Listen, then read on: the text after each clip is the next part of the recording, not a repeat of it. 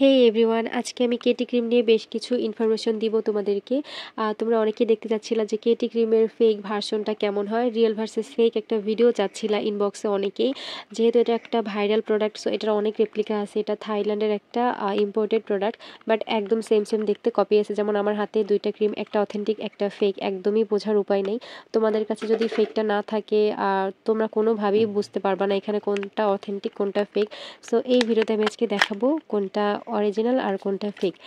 এখানে এখানে আমার হাতে যেটা আছে, যে প্যাকেটটা আমি খুলতেছি, এটা হচ্ছে ডিরেক্টলি ইম্পোর্টেড কেটি ক্রিম, যেটার পেছনে একটা কেটি স্টিকার দেওয়া থাকবে। আর ফেকটার পেছনে এরকম কোনো স্টিকার পাবা না।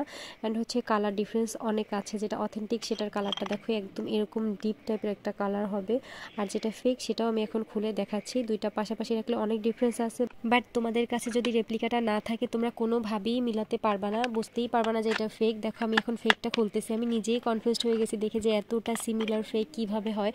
ফেকেরও শুধু একটা না, কয়েকটা ধরন আছে, কয়েক টাইপের ফেক আছে। সো দেখো এখানে এটার কালারটা কেমন আর অথেন্টিকের কালারটা কেমন। এটা একটু হালকা টাইপের আর অথেন্টিকটা একদমই ডিপ